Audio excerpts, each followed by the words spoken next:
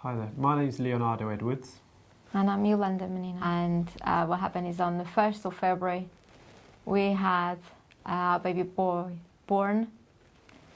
And now, unfortunately, the social service from this country has taken our baby from us. So now we are trying to do everything that we can. And now some attention from you guys is what we require. I was not very keen to have a home, first of all, but because everything went fine and the experience of many other people, they are actually much better than in hospitals.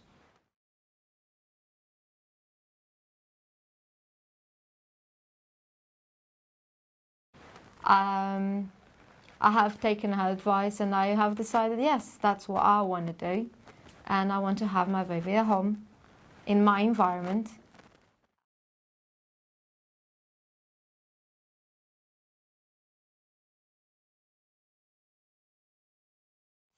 The contractions, they started. We called doula. We have set up the pool at home. And this is a birthing pool, is that a right? birthing pool, yeah, a birthing pool. My partner called the labour line, and unfortunately, they said that they were not available. So after 6 hours of labour, there is then now when a midwife turned up, Carol Stone, and was exactly 10 minutes before my baby born. So Santiago born at 3:55 a.m. The serenity of the room. It was very peaceful, very nice and beautiful. The labour went very nice, the baby came out, I cut the cord, put the baby on the breast. But this midwife, her energy or whatever, she changed her serenity to like stress. Yeah. I'm a cardiac physiologist and I have been educated how to deal with patients, and this person was not in any way professional. And I can say that because I'm not expecting to be in labour and having a nurse turning up and saying that I'm quite concerned where I left my car and that I might get a car ticket. Parking ticket. Can I pause for a minute? Yes. So if we can go straight to the facts, and I'm so sorry to be clinical about it, because from what I heard is that you're saying the midwife was more concerned about getting a parking ticket as to opposed to attending the job at hand, which is to see that the baby is born safely and that you're safe and the baby's safe. Is that what you're saying? That's exactly that. I do remember to ask her. I do think that I have a cut, a tear, because it's hurting me. And I asked her, can you do any stitching if I need to? And she says, yes, I can do. But if you do need to go to the hospital, I cannot go with you. And I asked her, why is that? No, because I have my car parking there, I might get a car ticket, and I have... The midwife said she's concerned that she'll get a ticket. Is that correct? And worse, she said that she has a husband and she has a daughter with 4 years old and she needs to return to her home as soon as possible. And being a healthcare professional, I know that that is completely wrong. Because I'm feeling that, okay, she's here to do my labour, but she might not do everything that I need. She might not give all the care that I need because she's rushing to go home. I say to her, can you then call someone that is available? Can someone come here and then you can just go home? And unfortunately she said, no, once I'm here, I have to finish the job. So I do remember to say on Lillian's here that I am nervous and I'm not happy that this person now is here, because definitely she's not doing a job that she's happy with. She's rushing and she might not want to do everything that she needs to help me. So anyway, I have to deal with this, and let's do for the placenta and just get the placenta, and all of these will be fine. Unfortunately, that doesn't happen. 1 hour and 45 minutes, the placenta didn't born, and I request her an injection to create the placenta to birth. And now even that now on the notes that we have against us is that I denied that injection. The nurse gave her an injection. I saw her, and Lillian, the doula, saw her give Yolanda an injection. She's now denying that she ever gave an injection to her. Unfortunately, the midwife starts to pull on cord. Yes, Yolanda was on the bed trying to birth the placenta, and the lady pulled on the cord twice, and I told her not to do that. And after that, from then on, Yolanda started to bleed, and it just got worse from there. The midwife called the paramedic, called the ambulance set, and they were paramedics, and they came in. They came into the kitchen. Yolanda was lying on the floor, very sick, and attempted to put IV into Yolanda, but they couldn't. So eventually they said, well, we've got to get her into hospital as soon as possible. Yeah. So you're in the ambulance. What happens next? So Sean asks Leonardo then to not be in ambulance because the process that we're going to the hospital is in blue lights.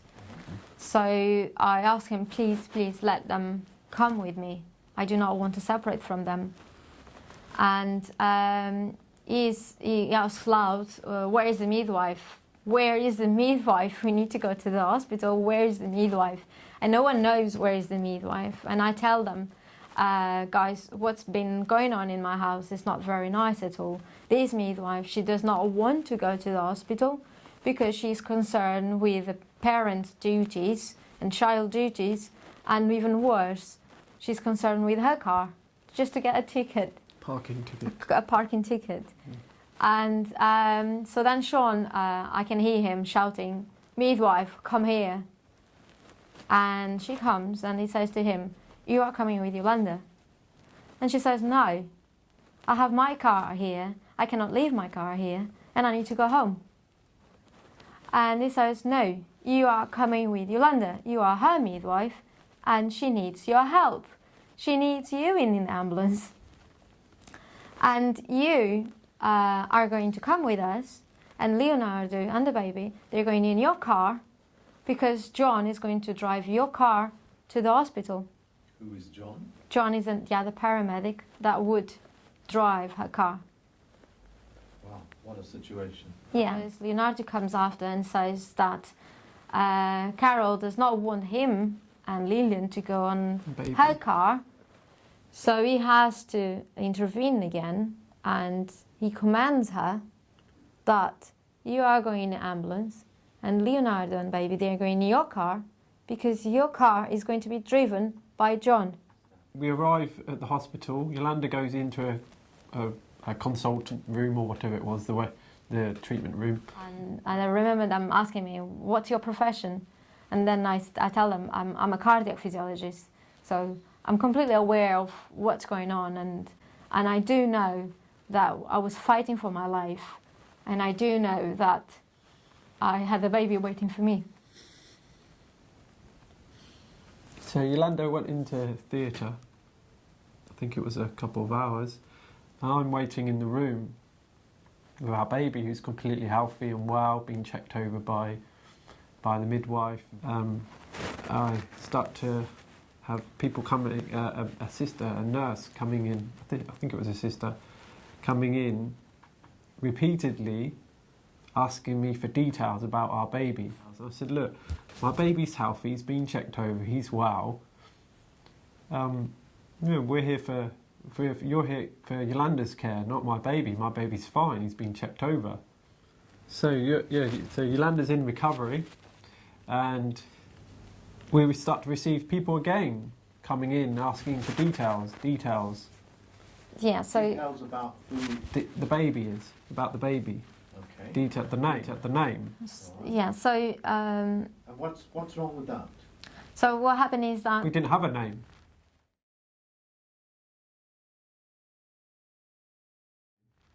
but she keeps coming in the room every 5 minutes, every 10 minutes, always with the same question.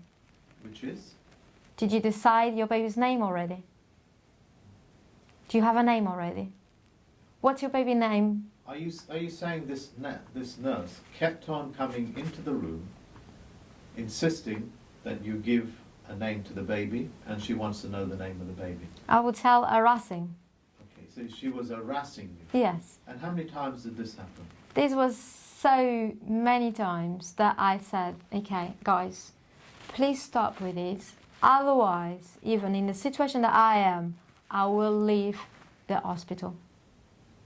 I'm so tired and sick of this conversation that if you do not stop, I will leave the hospital. And I was still in recovery. I almost died like 1 hour before, a couple of minutes before. So I have blood pressure, I have pulse, I have needle here, needle there. I'm full of things. So they keep coming in the room to measure the blood pressure, to measure this. And every time they would do it, they will ask, do you have your baby name already? Have you decided already? Constantly harassing you is what I'm getting from you, that you should give a name to the baby and you should give that name to the hospital. Yes. Later on we'll explore why this is quite important for the hospital. Okay. Because we found out once you give your name, your baby a name, and then you surrender that name to the hospital, the baby now becomes the ward or property of the Crown plus the hospital, and they're in charge of the baby. So they have a say as to how the baby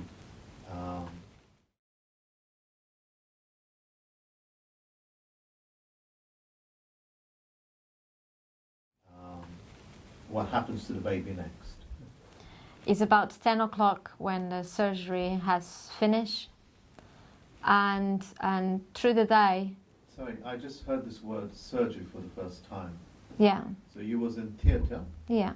What type of a surgery did you have? Was a removal of the placenta.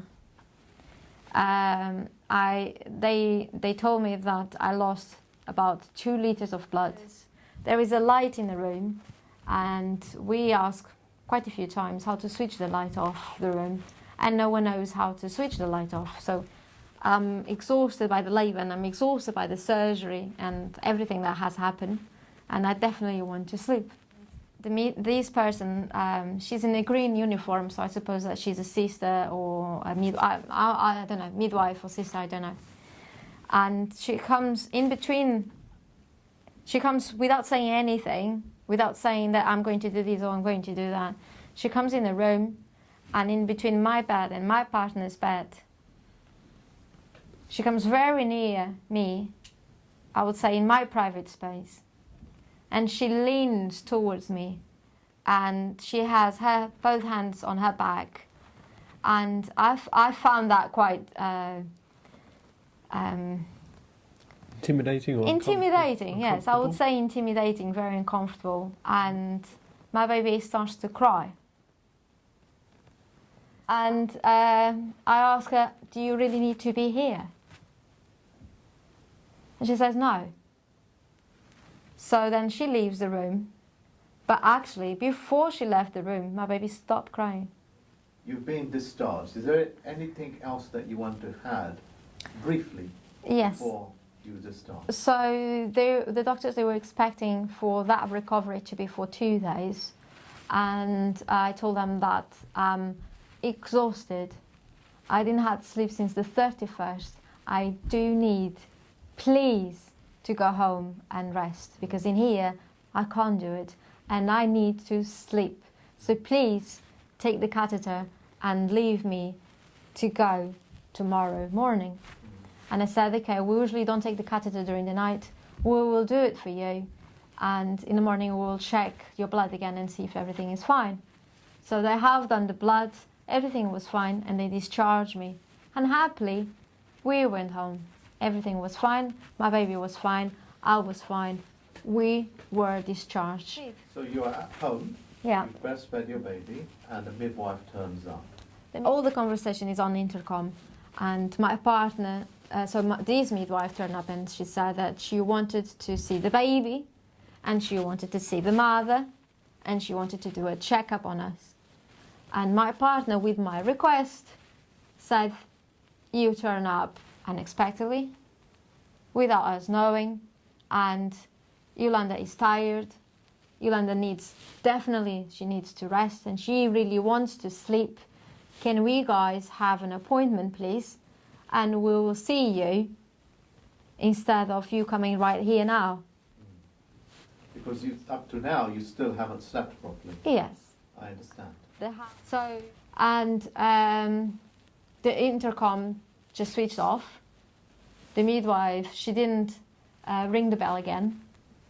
And so the intercom switched off. Timed out. The intercom, automatically switched off. it times out after a short period of time. I understand. How many hours has passed? 2 hours after this midwife turned up, there is another person that comes in on our door. The intercom. So the intercom goes off, and now is Donna Smith, the midwife that has seen me through the end of my pregnancy. Okay.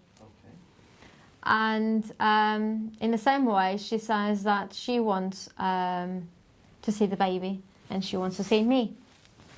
And Leonardo says to her, you are the second person, and we have just said to someone that we are going to see you guys with an appointment. So I don't understand why you're coming here now.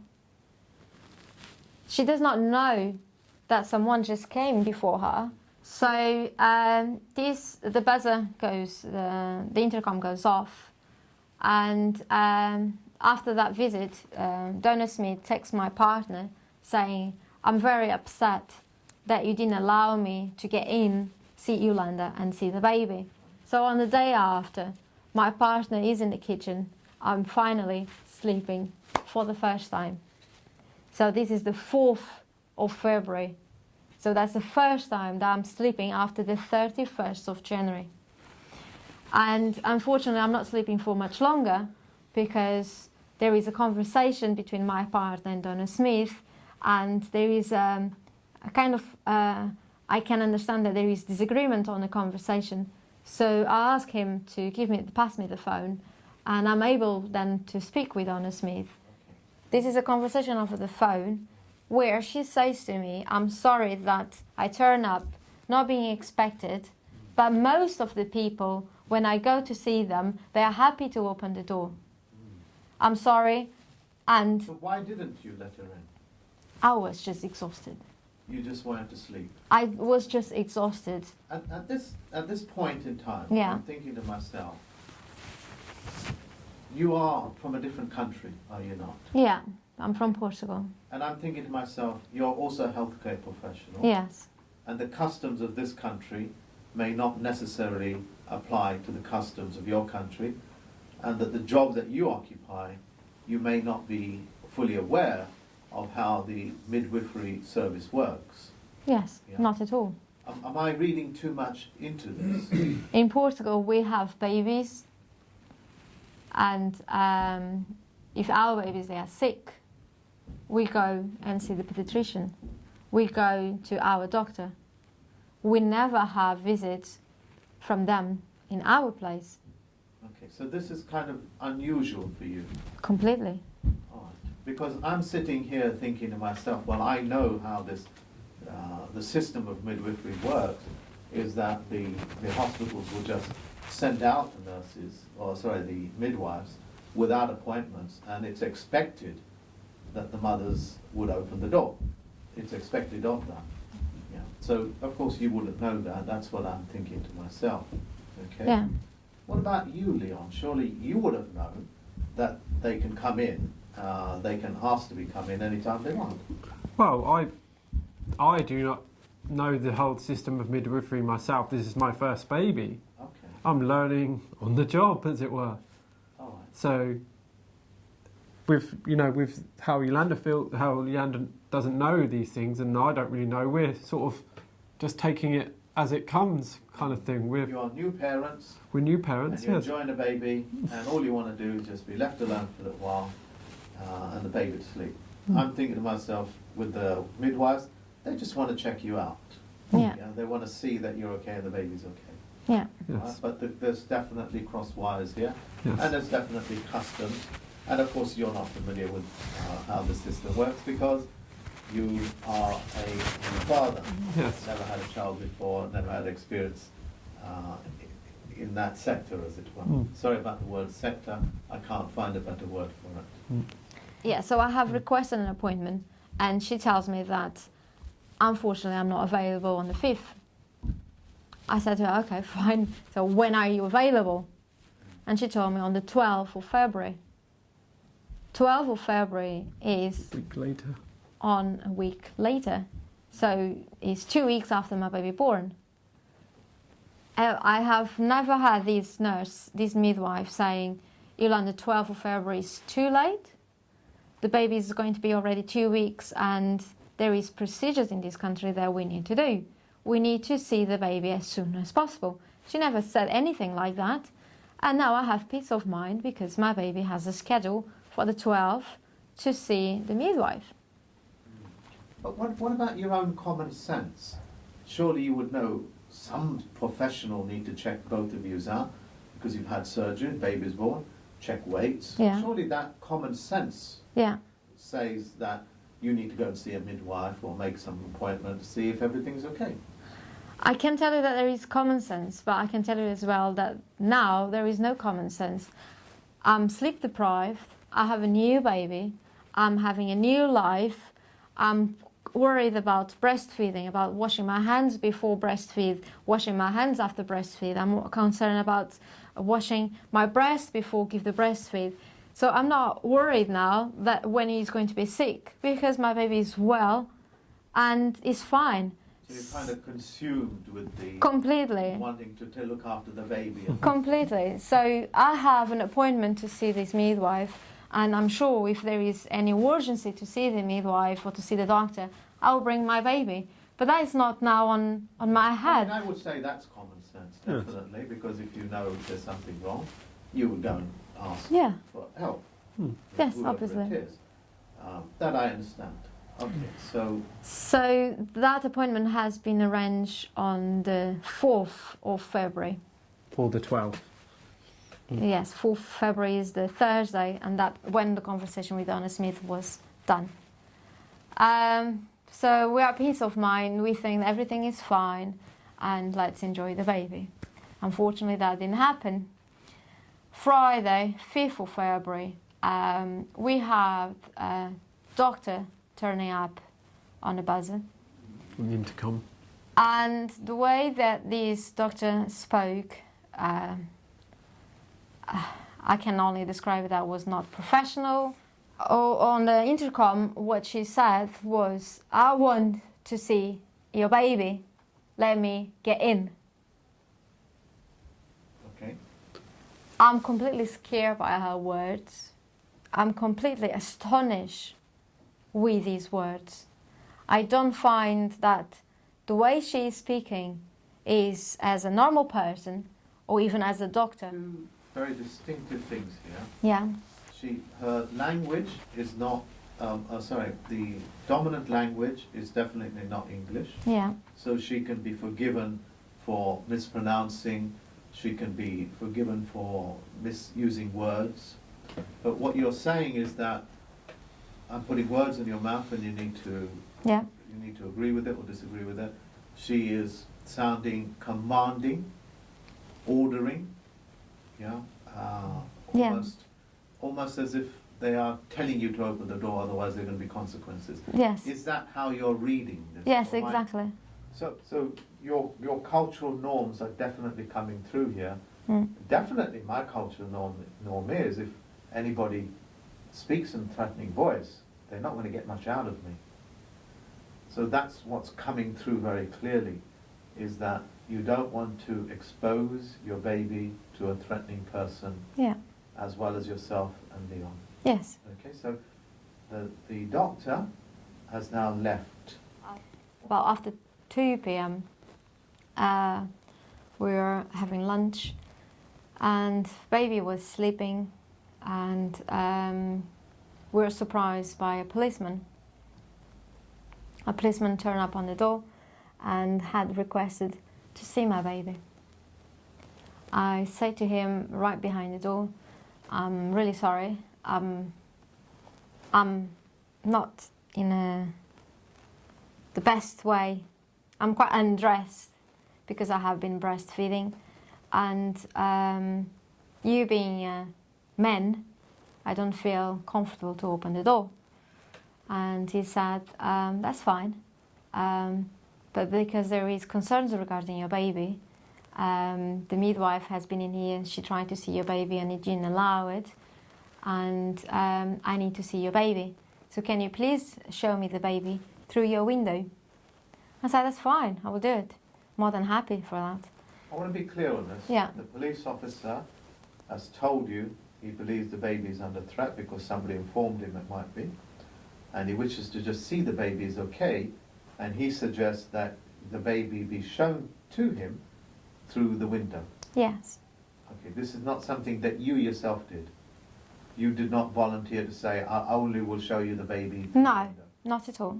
Okay. Because I'm undressed and because I said to him that I feel So uncomfortable. I've understood that so far, so I want to make that very Yes. clear. Yes. Okay? So continue thereon. So through the window we have shown him the baby, and I did make it a point that I did ask him, like, "Can you hear the baby?" And he said, "No, you cannot hear the baby because the baby is sleeping. And the baby is sleeping because the baby is fine.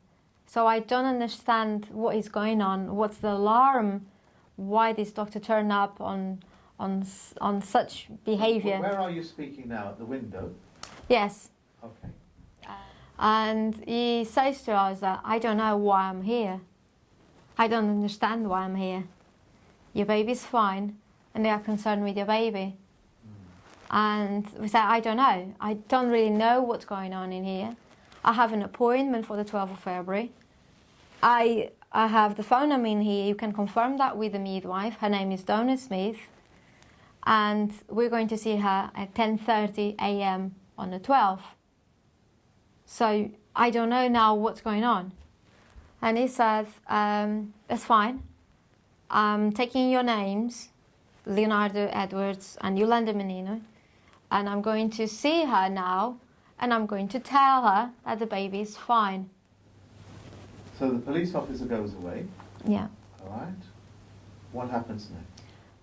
What happened after is that I got very scared with the situation. I have never been in a situation where a policeman would turn up in my house. I'm feeling that now I'm being treated like a criminal. And I spoke with my partner, and we got to an agreement that we should call now a doctor. And Leonardo has called the GP and has requested an appointment for someone to turn up and see the baby. And when he was asked, "What's your baby's name?" and because we don't have any name, the guy in the reception said that we can't do that because we can't register the appointment without a name. So then Leonardo said, "Okay guys, so give me then an appointment for me on my name." And he said, "Fine, we are going to be in touch with the doctor and the doctor will call you back." He never did. So whilst we are waiting for a call back from the GP, that never happened, then we are in touch with our friend Lillian, saying to her that there is police involved and there is many people calling, has been trying to come on our door, and we are scared to death about what's going on. And then so she says to us then, "Okay, let's try to get as soon as possible a private midwife that will check the baby, and then we'll share that information with them, saying that everything is fine." We go in the taxi and we go to Lillian's house. Now, we know that what is written on the notes is that we run away. Absconded is the word. That we absconded. So the paperwork you're referring to is the statements that somebody had made officially Yeah. that you have absconded. Yes.